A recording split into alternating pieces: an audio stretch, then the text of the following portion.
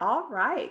Welcome to our first monthly meetup of the fall semester. This is our LPS professor panel with our core instructors of LPS 200, 315, 320, and 425. So I am Dr. Lashika Waters, the program advisor for LPS, and we are joined by our core faculty in our program, as well as some current students and alum who have graduated from the program. So Kelly Lee is going to facilitate our conversation this evening. She is one of our alumni from 2018. I can't remember. I thought it was 16. That was your certificate, I believe. So yes, I'm going to turn everything over to Kelly Lee to start the conversation. And I thank you all for joining us.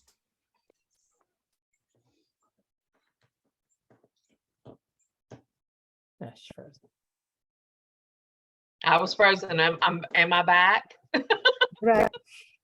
Oh my gosh.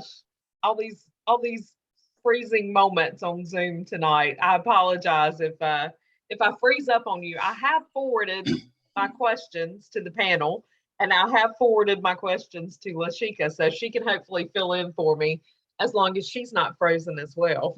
But thank you so much for being here tonight, our panelists, our students, our alum. We've got more folks joining now, so hopefully we'll have a few more folks trickle in.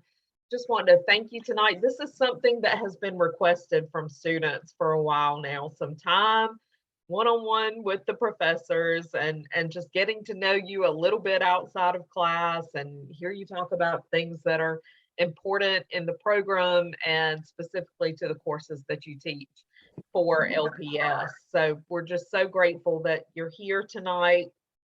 I hope we will have a lively conversation. I've got a few questions for you, but we are going to leave time at the end for questions from our participants as well, from our group as well. If you feel more comfortable putting your question into the chat, I'm sure everybody by now knows how to use the chat on Zoom. You've got a little chat box at the bottom and you can put your question there. If that's a more comfortable way for you to ask a question, you're welcome to do that and I will ask the question on your behalf, or you can ask it yourself at the end of our formal Q&A part of the session. Does that sound good to everybody? All right, great. Well, the first thing we want to do is allow you to put faces and names together. Those of us who've been through the program for a while and those who are newer students, this is a great time for you to get to know these professors who give so much time and energy to LPS. So I'm going to let our professors introduce themselves and tell us a little bit about themselves, who they are, how long they've been with LPS, what courses they teach, and any relevant background or personal information that they feel comfortable sharing. So I'm going to start off with Dr. Tracy Appling. Thank you, Kelly and Dr. Waters, for hosting us tonight. I have been at NC State now for 22 years, hard to believe.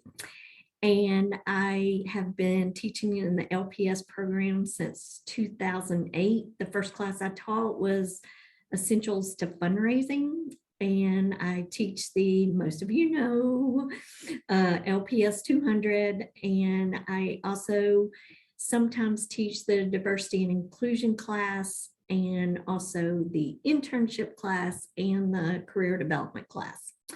So just personal about me, I have two daughters. One is 27. She lives in Washington, D.C. and she graduated here in Poli-Sci in 2017. And then my youngest is starting her second year teaching in Charlotte, first grade at a Title I school. Awesome. Thanks so much. Okay, we are going to go next to Dr. Amanda Edwards. Hi there. Yeah, my name is Dr. Amanda Ross Edwards, and let's see, I've been at NC State since 2004, so that's 18 years now, I guess, hard to believe. And I've been with the LPS program since 2011. As many of you know, I was the former director from 2011 to 2018, which was fabulous, and got to work with Lashika. And I teach obviously the capstone course, and sometimes I teach the diversity class, which was neat that Dr. Appling and I got a grant to develop that. So that was fun doing that together. And I teach PS 305 as well. And then I teach, which is law and justice. And I teach also race and politics now, which is an alternative for the diversity class for LPS students as well. Yeah. And then aside from that, I guess I have 3 kids. My oldest is 24 and lives in Charlotte, and did the graduate program in data analytics from NC State. And then I have a middle kid who's at Chapel Hill in chemistry, graduating in the fall. And then my youngest is a freshman at NC State. And this is more personal, but I did recently get married this summer. And I only say that because my husband was an AOMP with Dr. Perry. So Joe and I Wow. finally got married, right? Congratulations. Yeah, so you go, there's some personal information, but yeah, so. Awesome. Thanks so much. We will go next to Dr. Frank Perry.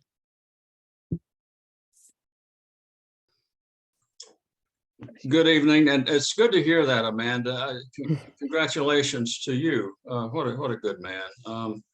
Funny. But AOMP, when was that? 10, 15 years ago? Yeah, it was a while. It was like probably 8 years ago or something like that. It was before I knew him, obviously, but made the connection to you because you and I were doing some work together when you started teaching for LPS, and we figured it out. We did. Yeah. Dr. Waters, thank you so much, Kelly and Trace, for setting this up. And just quickly, I've been full-time at NC State, I guess about 6 years. And before that, going back to the FBI in Raleigh, I started teaching a little bit in the Public Safety Leadership Initiative. And I guess going back to Dr. Savara and Jim Horner. And still with that, teaching 2 courses in the public safety part of SPIA and administration of justice class, a seminar on campus in political science as well as LPS, which I'm so proud of LPS for many reasons, especially its recent national ranking. So proud to say that to students, and I think that's quite commendable. I was an FBI agent. My wife and I both have a combined 50 years in the FBI, and she's a wonderful asset, Dr. Waters, to this program because she came from the cyber division of the FBI and helps me a lot with these 4 courses, and especially the interaction needed for LPS remotely. And then I did a little work with the Department of Public Safety. I was secretary of that department had a lot of employees and 37,000, and a lot of moving parts, a lot of headaches, a lot of late nights, early mornings with that. But such a grand group, from the SBI to the State Highway Patrol and the prison system, and trying to reform the prison system from the age limit dichotomy with youth and how they had been charged as adults to treatment centers and things of that nature. So it wasn't only the law enforcement piece that I was honored to be a part of, but victim services and things of that nature that tugged at the heart a bit. And I hope some of those reforms are continuing. But I'm honored to be a part of this grand group, and we have some outstanding students, and they just keep coming in, and it's impressive, their work ethic, their knowledge, and their performance. And I have, if I may, 5 children. I have 4 sons and a daughter and 8 granddaughters. I never understood genetics. I certainly don't understand it now, but it's just wonderful. I'm looking forward to Christmas for all of them. Marine is finally home, and he has a doctorate. My Marine Lieutenant Colonel, Dr. Waters, I shouldn't tell you this because you'll fire me and hire him, but he has a doctorate in leadership, and he just received his PhD about 5 months ago when he retired from the Marines. But a marvelous chap. In fact, he's my guest lecturer for one lecture in LPS 315. Thank you all. Great, thanks so much. And finally, we have Dr. Dimitri Mitten. Greetings, everyone. I'm so happy to be here. This is a wonderful event. such a great opportunity to stay in touch with the students, to interact. By the way, Dr. Perry, once in a while, he tells me, let's put together a course, maybe for the LPS students about chasing spies, about something that deals with international politics. Yeah, Dr. Perry, let's talk about it, But anyways, I came here in 2004, I think when Dr. Edwards came to NC State as well. But then I left for a couple of years. I taught, actually, I spent a little bit of time in Russia and in France. And then I came back in 2010. And that's when I joined the LPS program as well. And I've been teaching classes in, I believe, nation building. We used to offer that class. Then there was a class that dealt with international politics. But you all might know me from one of the most exciting classes around here, research methodology. Okay, LPS 320, which I do consider to be a foundational class. I keep preaching before you sign up for a class with Dr. Appling, and like anyone, take my class, research methods. Anyways, yeah, I'm excited to teach this class. Actually, research methodology can be fun, I have a couple of stepkids. One of them picked UNC Chapel Hill over NC State. I don't hold it against him. So maybe the second one, we'll choose the correct school. So yeah, there's still a chance for that. Anyways, I'm really happy to be here, guys, tonight. Thanks so much. And I still have your textbook on my bookshelf, Dr. Mitten, and I reference it sometimes. It made me a better writer for sure. So thank you so much.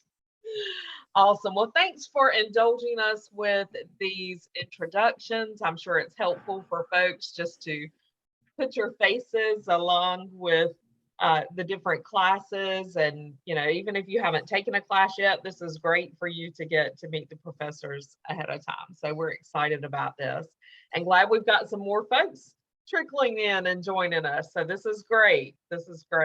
I've been troubleshooting, trying to add people in. So I'm glad to see you, Lisa. I'm glad you made it. Yes. So for those just joining, we just did quick introductions. We are going to do a formal Q&A, but then we're going to have time for you to ask questions at the end as well, or just provide comments or anything that you would like to do. So we are going to launch into our first question for the panel. And basically this one focuses on leadership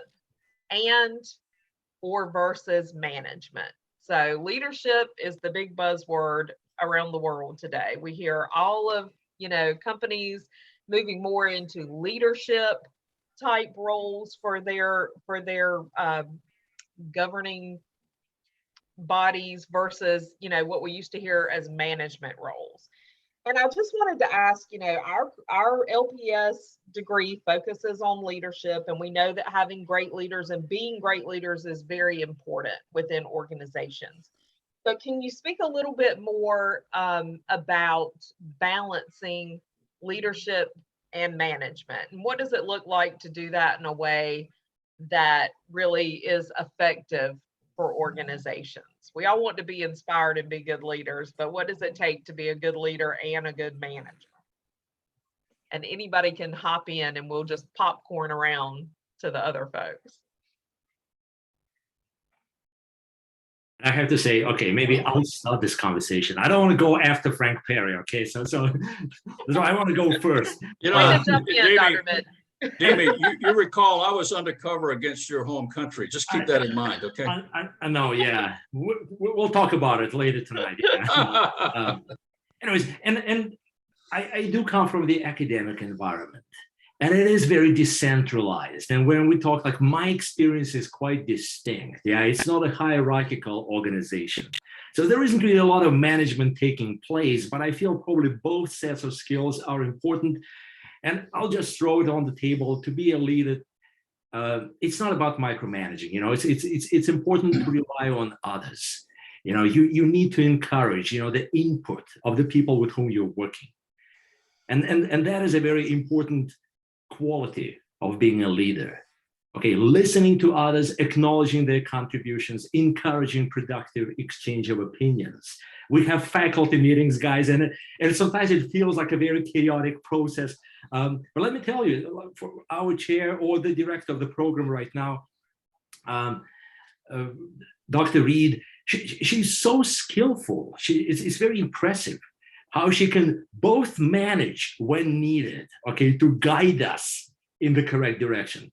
But then at the same time, she leads these discussions by encouraging, inviting our participation, contributions, kind of integrating that into a vision for the program. So yeah, to me, Dr. Reed would be an example of a great leader. Oh, Awesome. Thanks so much. Dr. Edwards. Yeah. I was going to say, I agree with Dimitri, like the idea of listening, but the balance between management and leadership. And I guess the only thing I can really, or the thing I can comment on best was when I was the director, because obviously management, when you're leading an institution or leading an organization or have some, there is administrative management skills that you need to accomplish and need to get done. So I would say, hopefully, I would think that the two go together, management and leadership, like balancing, so that hopefully you have the people in place. And if you do, like what Dimitri was talking about, listening and incorporating those that you work with into the management process and always communicating and sharing, and so that the people that you're working with and for are part of that process of problem solving. So, I mean, I could say, Lashika, we had some issues that we were working through to make things better for the LPS program. So we would discuss what the administrative or managerial issues were. This is how at least I saw it, Lashika. You can disagree or agree, but I kind of feel like we would have something, we'd want to do it better, but there's management and administrative things that you want to do better, more efficient, more effective. And if you're working with together as a team or collaborating, you come up with solutions how to manage better. And that's part of it's leadership, it's collaborative leadership, really. But also, I think that's sort of the idea of listening and working together so that the management goes better as part of good leadership. And that's sort of what I would say. Great. Thank you. I want to go before Dr. Perry too. Yeah. I'm sensing a trend here. Dr. Perry, we're going to let you go last on every question. oh my, that's rather mean.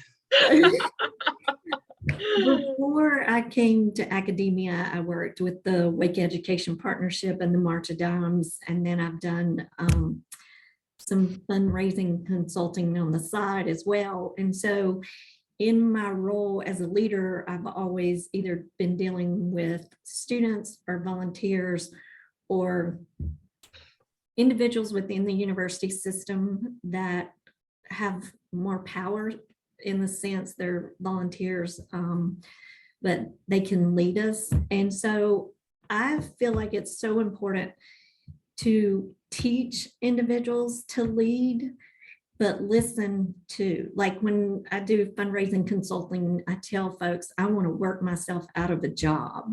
Like I want to train you how to fundraise so you don't have to hire me in 3 years, that I have taught you how to do it. And so that's what I've always done with volunteers. It's what I do with the SPIA Advisory Council, where we have representatives from alums from all the majors. We have lobbyists. And so I think there's a political correct way to lead them, to keep them doing and empowered and wanting them to improve SPIA, as well as I found this through the years as well, like working with the Public Administration Alumni Society. I'm sure Dr. Waters and Kelly feel this too, is to lead successfully. I feel like you have to listen and you have to learn from them, but I feel like you also have to, I don't want to say teach, but guide them in the direction that you hope the organization will go. So, and then we'll let the expert, Dr. Perry, talk about his leadership. My goodness, I am no expert, but as Amanda knows, am I last? You are. I have to sign off at midnight. Do I have enough time? The comments, especially beginning with Dimitri, I think are quite accurate and echoed by the rest of you, Amanda, yours in particular. It seems to me that management is necessary, but not sufficient for the greater good of an entity, certainly a public sector entity. And if you had to choose one, it seems to me it would be leadership, because something like skills approach, and Kelly, I know this is not your question exactly. You are It fine. seems that skills approach is a bridge from management to leadership, as it ought to be, going up through perhaps transformational. And at the foundation of both management and, of course, leadership, as you all know, as you all lecture about and speak to, is ethics and morality. The text we use, Amanda, the one you recommended years ago, and we're up on the 9th edition. Maybe you still use it, North House, but he has one chapter out of about 13 or 14, maybe more than that, on ethics, and it's good. But I tend to start with that and end with that. And I think, as you all know, I'm not saying anything that you're not aware of and not have written about and published and taught, but morality considerations are at the heart of leadership. Without it, we all have had leaders that had perhaps neither heart nor morality. I have. I can't speak for you. And it was just time wasted, as it were. And the mission was not good. People were not motivated, and there became a moral malaise within the FBI.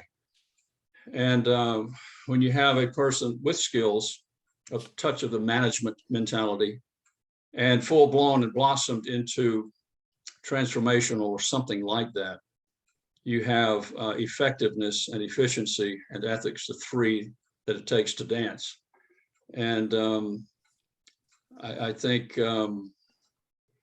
that full blown, that's what leadership is. It's almost a completion of studies in morality. Wonderful.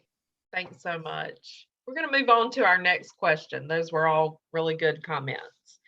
Our next question is about cultural competency, diversity, equity, inclusion, and justice, and how they are focuses in today's organizations and job market.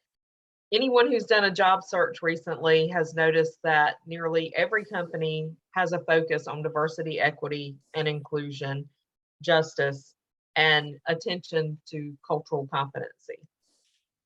Can you share how you include these topics within your classes, or do you have any advice for alumni in their careers already, or those who are entering the job market, on maximizing what we use in our LPS degree in the study of leadership with current job market?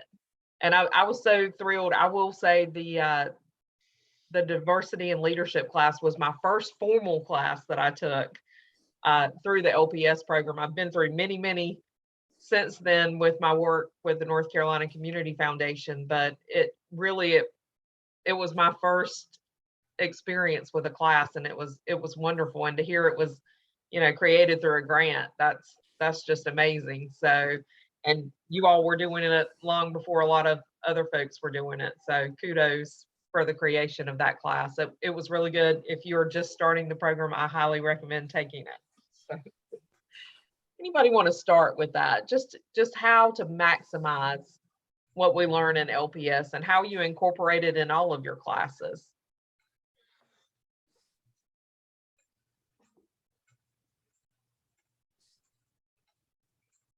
I can go Anybody? first if you want me Okay. to. I was gonna say, I think Tracy has more, because she works so much with outside stakeholders still. So it's probably more because I do teach, like I teach race and politics, gender and politics, and I teach law and justice.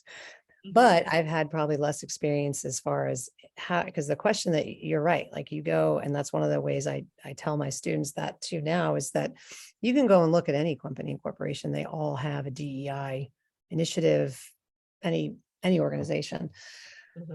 So I have less experience in terms of how to make things, how to do that when you're actually out in the job market. But I can say, as we know from our, the coursework that you've taken, or even in the classroom, I would think two things. One, I think with cultural competency, I think oftentimes folks see it so much as DEI, diversity, like in terms of race, class, gender. But I Mhm. think one of the neatest things about cultural competency and being a leader, and it goes back to almost what Dimitri said in the very first comment, is trying to listen and really understand the people that try and understand or put yourself in their shoes, right? So it doesn't necessarily have to be about race, class, or gender. It's just if you have, even if you're followers or coworkers, and trying to really listen and hear, make connections between where they stand and understanding, because it's, as we've talked about with diversity and we've talked about with cultural competency, it's, or intersectionality, right? There's multiple points by which you can connect with people. You may not be a minority woman, but you might be able to connect with another woman who is a minority based on shared experience as a single mom, those kinds of things. And I think the more that we do that in any organization that you're in, and trying to connect and see the person for who they are, and their experiences, I think that is just A, it's good for leadership, and B, it's good for organizations, and the success of an organization, and as we have all learned with our LPS courses, right, that it's you're a leader no matter which position you sit in. So you can lead whether or not you're in a position of power or whether or not you're on the lowest rung. So, and that's one way that you can do that, by really listening and trying to understand those people that you work with and their experiences. That would be my take on it. Great. Thank you. As far as, corporations, when you're looking at applying for different positions, I think it's interesting if you want to work for an organization that if you want to find out if they're actually culture, competency, and diversity inclusion, and outside of just this one statement that they post with their job advertisement, is look at their employees, see who their employees are, go to the different LinkedIn sites. I mean, it's easy to see how many people of color do they actually have. Like, is it just the bandwagon they're on to put a rubber stamp on it? Or are they actually, does their organization look like it is diverse? And then what I find is so important, and if you've taken the diversity and leadership inclusion class, that is my absolute favorite class to teach. It's hard. It's a lot of work to teach, but I just feel like through that class, if I can get one person to challenge their stereotypes, even realize they have stereotypes, have a conversation about white privilege and what white privilege means, that I've accomplished something in that class. And I think I am so passionate about this because I feel like unless you really look inside yourself, and when you're a manager and when you're a leader or when you're a coworker, if you can actually think from that person's perspective and comments they have probably heard or may heard, and what you think when you see something. I feel like it's important, like, if you look at NC State's SPIA website, it'll tell you probably more than you really want to know about this university. And so if you're interested in that and feel like you want to work for a company that is diverse and is trying to do something outside of a rubber stamp, those are the things that I would encourage you to look at. And then based on the job description, I'm telling you more than you probably want to know, but if the job description says, we're looking for somebody that's familiar with diversity and that type of stuff, you can list that you took this course and this is your philosophy of culture competency. And, if you want me to help you write that up, I'm happy to help you write that up, because you do have more knowledge than you realize. If you've taken one of these classes that Dr. Edwards mentioned, or my class, then you probably even realize yourself. And I think the best way to do that is think about how you live your daily lives. And if you have children, how you interact with your children and what they see as opposed to what you think they see, raising my kids and trying my very darndest to do it in what I perceived in a way that was respectful to all. it'll really make you reflect upon that when things come out of their mouth of whether you did a good job or not. So. Wonderful, thank you. Yeah, I would like to add to this that it's also important to kind of acknowledge, recognize that diversity is not just a formal requirement, you know, some sort of an abstract idea that we have to comply with certain rules. Diversity is a major asset of any organization. And let me give you some examples, guys. For instance, I'm so happy to teach classes for the LPS program exactly because our student body is so well distinct and varied and diverse. And I learn a lot from you guys. I recognize that I can almost like mine these experiences. I change the way I teach, and a lot of the scholarship that you guys produce, you know, sometimes we describe our students as like non-traditional students compared to a typical undergraduate program, yeah? But the scholarship that you produce, guys, I use that in many of my classes as examples of excellent academic work in the field of research methodology, by the way. Like even this Monday, I was teaching a graduate class on research methods, and I have multiple examples of research projects of our students who work for local government because they have these unique experiences, who are interested, I don't know, maybe they have a military background, who are parents of small kids, and they're interested in different problems with which our school districts have to deal, to cope. And that's what I bring into my classroom elsewhere. So yeah, in other words, it's a very enriching experience, and we have to acknowledge that. Thank you. Okay. Dr. Perry, did you have something to add for that one?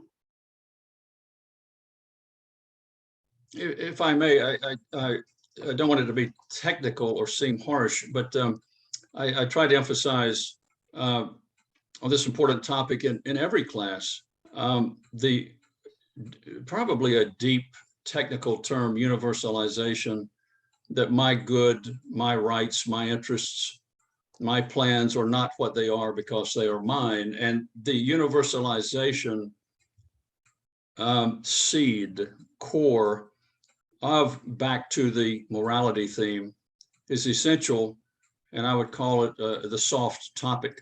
I do get into sometimes the hard topic of being in an organization and organizations that had a hard mission, perhaps in an otherwise mean and dangerous world. Things had to be done, but they should not be done with an air of any sort of bigotry or meanness.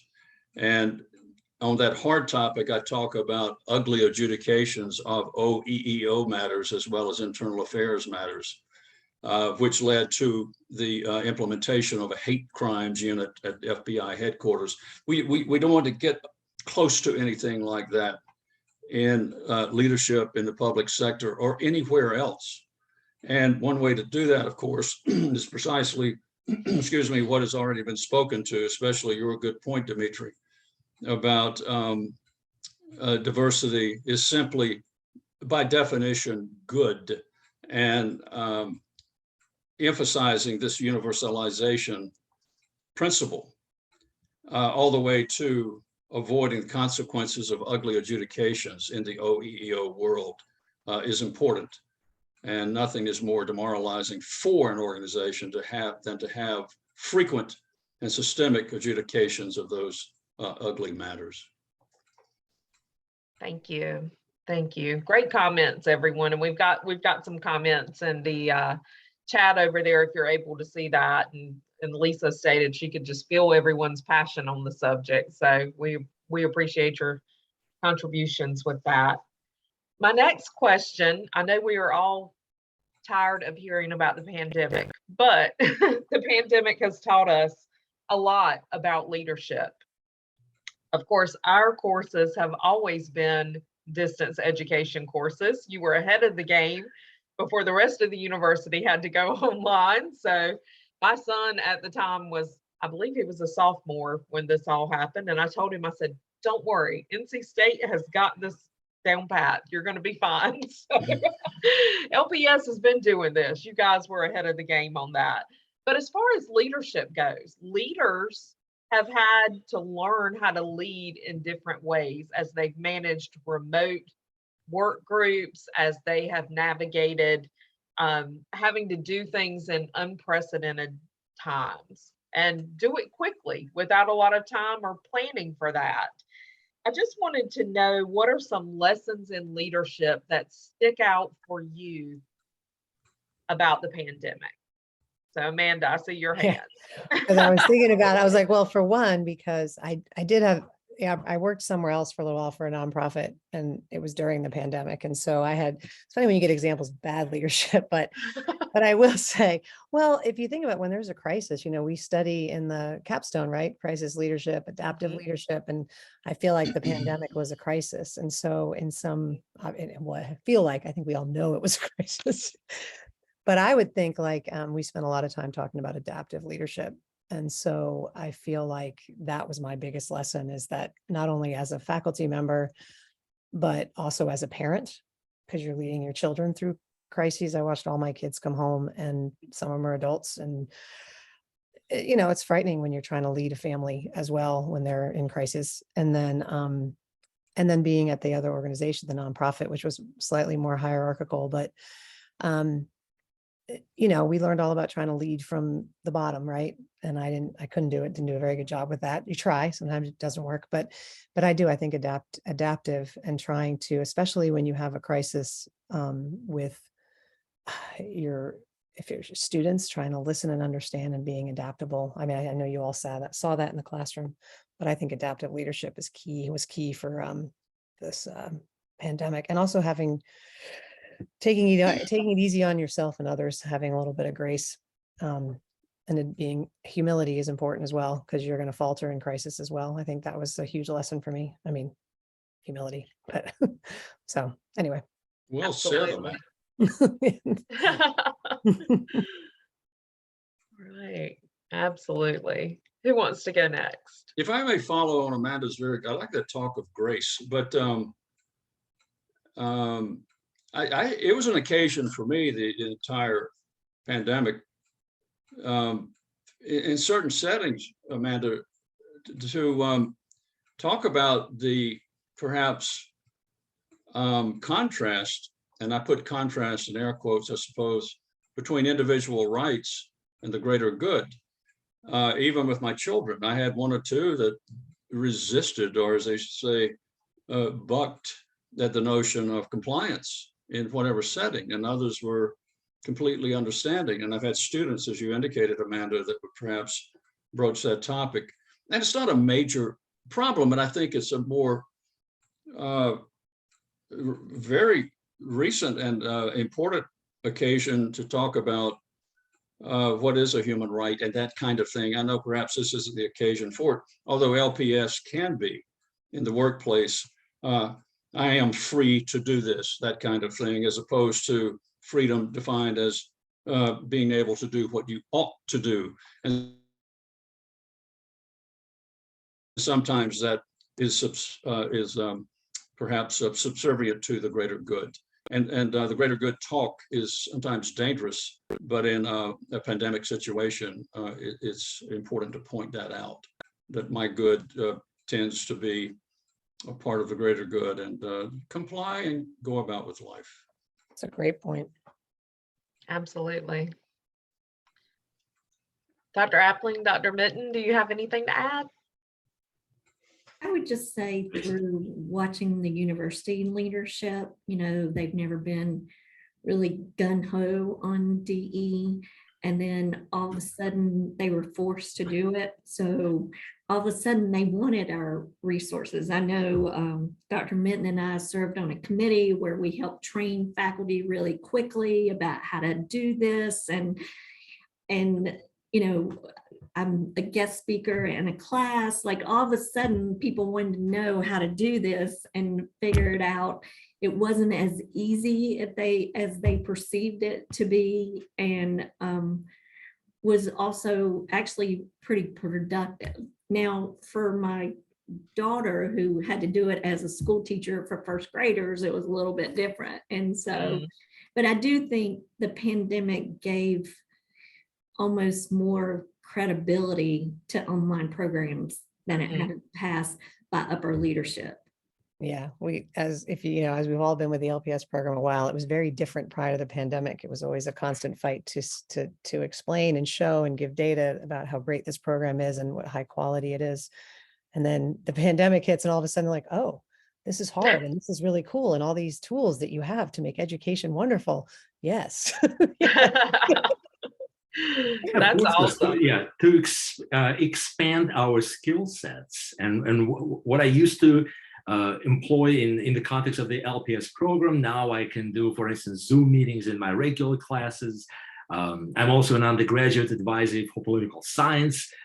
There are additional options. Basically, I have to say that, yeah, we shouldn't be afraid to learn, to pick up new skills. It's never late. All the 4 professors on this panel, guys, we all went through a special program, Quality Matters, kind of, because we realized that we need to improve our skills, the way we communicate with our students. Kind of the pandemic brought it to the fore, some of these requirements. Because when you interact with individuals over Zoom, for instance, it's so easy to, maybe even possibly to misinterpret different signals. Yeah. So you have to learn a new set of communication skills, how to be effective. So I have to say that was definitely a challenge for me. It was to be investing into these types of competencies. You and I went through that together, and it was a delight. And I wasn't happy to enter into that. It's the old trite old dog. I wouldn't say tricks, but old dog new bark. And I got some new bark, and things that maybe are simple for my colleagues here, but things like a rubric, it made me organize my expectations, and all kinds of things that added to were born out of QM, which was born out of LPS, and the need to be your best with it. I just want to hit back on diversity. Like during that, I Sure. did a presentation about doing online teaching and your perception.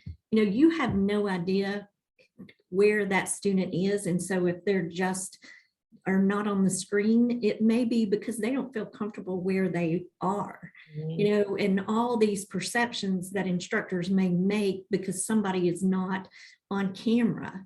So I just thought those kind of things I was able to share, and the cultural competency that they need to have look different online than it did in the classroom. So Absolutely. Great point. Great point. Wonderful. Well, my last formal question for the committee before we move to a little open Q&A from our audience tonight. You all, those of us who've been through your classes before, you know our leadership styles because you made us write about them extensively. So what I would like to ask is, what is your self-identified leadership style?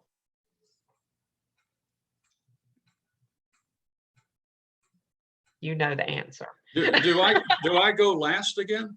You can go first. We're going to let you go first this time. No, I'll go last. Okay. Who wants to go first? I am very much relationship, and the relationship, like I just had to do this thing because I'm a faculty lead for Quality Matters, and you had to do your leadership style. And like Dr. Waters has fussed at me because I really short emails. Like I need to say, hi, how was your day? And so but you get me face to face and I'm like, well, how are your kids? And I don't like to go in committee meetings where somebody's like, I have 30 minutes. So in meetings and stuff, I'm relationship. And then Dr. Waters always tells students, meet with her face to face, because she's like, but I'm very relationship, but I'm also, if you're talking to me via email, I come off very like blunt. And I've had leaders who didn't care about my kids or anything, and I didn't like them. Like, it's like, you know, you don't care about me as a person, so you know nothing about me. So I have to connect. I am a relationship leader, and then, but I want to be led that way too. So Gotcha. I had no idea. I thought it was just I'm laughing at Amanda. I don't know if you saw Amanda's note, but she thought she was the only one Lashika fussed at. no. I said I didn't realize that I was the way. I thought that my short emails was just me. That Tracy just gave me short emails. Oh, okay. I was Fussed at wrong her. on that. I got I was like, oh, so I can fuss at you for if that. you're a current student and you send me a really long email, my response is, can we schedule a meeting? Like, the likelihood I'm going to respond to everything in your email is so minute that I would rather have a face-to-face. So Gotcha. All right. And I'm the complete opposite. I will give you a long, you know, very heartfelt email right back. So like, yeah, me and Tracy, our email exchange doesn't work. That's so funny. Just learned something new about somebody I've known for like 18 years.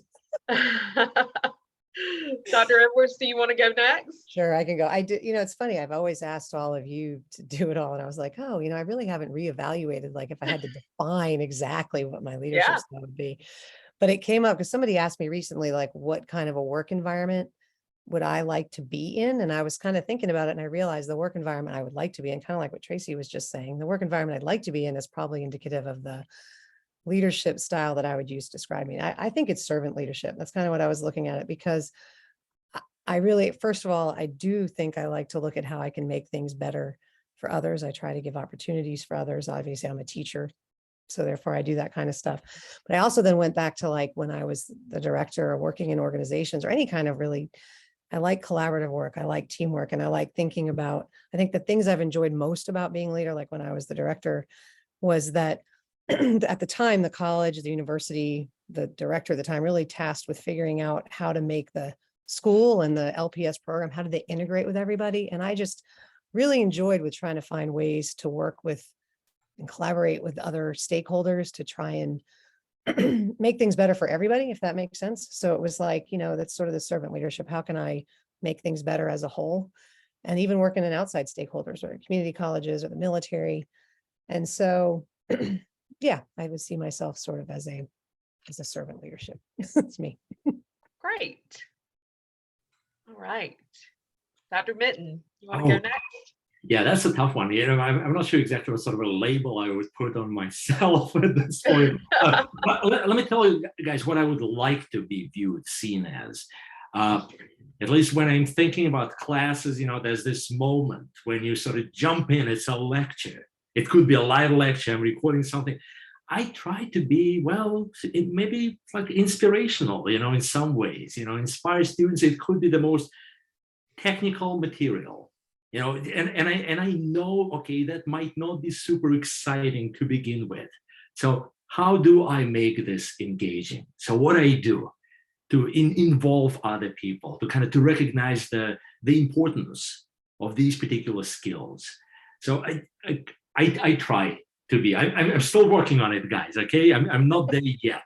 So that's great. Thank you. All right, Dr. Perry. I perhaps if I had to describe myself, which is like each of you, it's perhaps not easy to do, but some sort of tapestry, Amanda. Your servant leadership is what I would like to be. And I think even the Marines, I alluded to my son, he talks about servant and spiritual leadership. I mean, Marine Corps talking about spiritual leadership. And, but certainly servant leadership within that tapestry, some sort of, as I talked about, skills, behavior, path, goal, not to quote a book, but leading up to transformational. But the bottom line in real life would be what I often say, and I mean it, that probably the people I admire most all along in life are those who have spoken up against self-interest. It's so easy to go along when things are of a consensus, but when you have to speak against self-interest for what you believe is right and good and true, and how a leader ought to be with those, those are the people I want to be all along in life, no matter how old I get. Wonderful. Well, thank y'all all for indulging me with that question, because I thought I knew a lot of them from going through your classes, but it's nice to hear you identify them as well. So thank you for that. And with that, we've got a few minutes left. I do want to open it up in case any of our students or alum have questions or comments or different things they would like to ask. So you can either feel free to use the reactions down on your toolbar to raise your hand, or you can type into the chat, and we're happy to entertain some questions or comments. Anybody?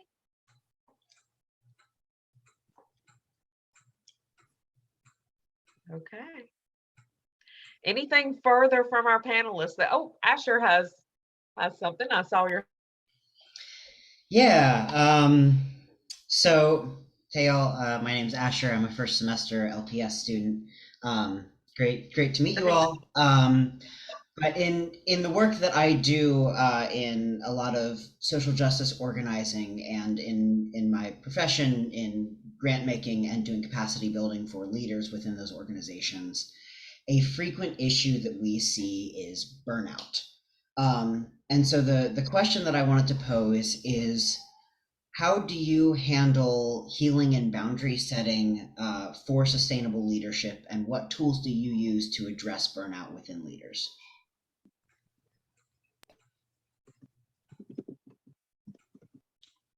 Well, if I may, Kelly. Yes. Asher, I think that's a fine question. And someone got my attention years ago when I thought I was saving the world, and I was burning out. And he put me in my place and told me to quickly gain other interests. One of those interests was working in a homeless shelter. And here's an FBI agent doing things he thought were worldly and important. And what I saw there leveled me. And it just refreshed me, not only hopefully for the benefit of those I was serving late at night, all night. And I don't say this immodestly. I needed that. And I was told by a superior that I should avoid that burnout syndrome by looking in the eyes of people truly in need, and not be pretentious about it, but to promote some good with it. And it really renewed me. That sort of thing is what I think helps avoid burnout. Don't become just one-dimensional. My job, my life, that kind of thing. There are others in the world. Great question, Asher, and very timely in a time when a lot of us are feeling burnout for sure. So it's been a rough couple of years, especially for people who are leading organizations. And, you know, I think the old saying, you can't pour from an empty cup, is probably the most effective statement for those who are trying to lead.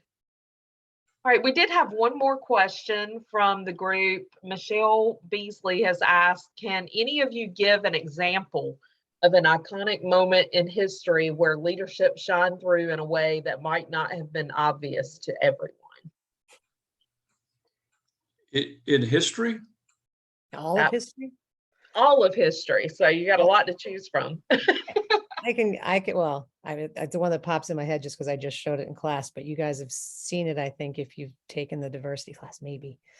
But I think it's neat to look at those times when it's like, because one of the things we're talking about in gender and politics right now is sort of like, how do you foster change or facilitate change in our political process, our system, our society? And I think one of the things we talked about with LPS leadership too, is that leadership doesn't have to be this huge, big thing. It's like, you can lead from wherever you are. And I just think that, you know, I'm teaching a class next semester in public policy and diversity issues, public policy and diversity, sport issues, whatever. And so one of the things, my favorite one is, when we look at women's change is the example of Catherine Switzer. Do you guys all know her? Yes. Right. But I think it's just a really good example of how it's this woman who she just said, I'm going to go run a marathon, but she wasn't supposed to, she wasn't legally allowed to. And then, and then the guy who owns the races jumps off, get out of my race, tries to take her numbers. And she says, I'm going to finish this if I finish it on my knees. And it's like, the idea is it was this defining moment, but such a small thing that a lot of people don't know about, but I think really instrumental and sort of part of that whole women's movement and changing things for women. It's a small thing, but it's a big thing at the same time. So that's just my little one example. I mean, a lot of you know about it, but some don't. Great. The examples that if I can just jump in very quickly, Nelson Mandela. And of course, you guys will say, we know he's a great leader. Yeah. But in the classroom, I say, okay, but he's also a great leader because he stepped down. He was not seduced by power. And this is so unique. This is like one of the most iconic moments for me, at least. Yeah. That's a great example. Great example. Great example. All right. Any other questions from the group? We've got about 2 or 3 minutes left.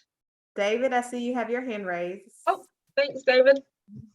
Hey, good evening, everyone. Appreciate you taking the time to meet with us and cover some information. I was curious if the LPS was looking at offering a master's program online, if there's been talk about that, and I see some heads nodding. So not sure if it's super secret discussion or where that's at. But. Tracy, We've been asking for years. Yeah, they've been asking for years. I knew as soon as he said, I was like, Kelly's gonna, Tracy, I'll let you answer that. There has been talk, David, but there's definitely nothing concrete on the table. To be quite honest, I don't know if it will ever happen. If it was up to the 4 core faculty members here, I think it would definitely take place, and especially Dr. Waters. But it's starting new programs at a university is one thing very difficult, because you have to have line items and funding, and funding just is next to impossible to get.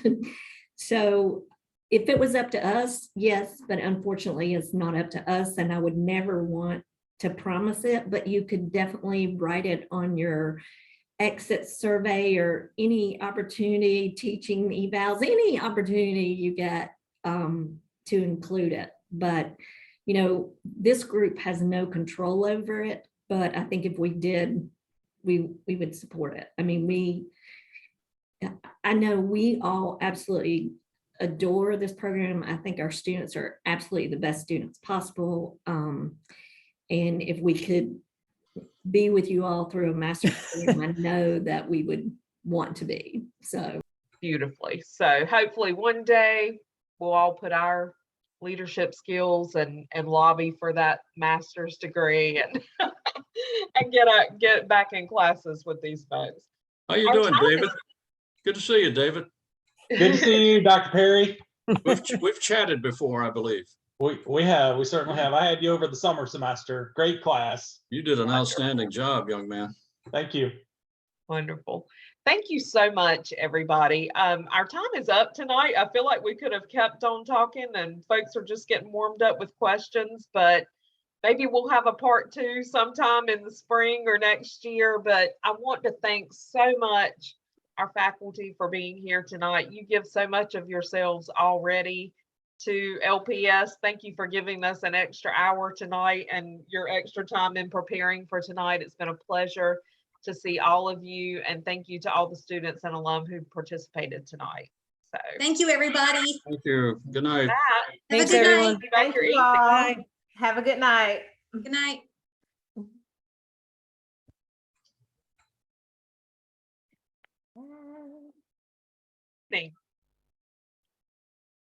Bye, Kelly. Bye. Bye, Armina. Bye, Armina. Oh, she left. I know we didn't get to see Hermina tonight. I know, she popped on and popped off. There he is. All right. Woo. That was, oh, I'm still recording. Where's that? I think you can click on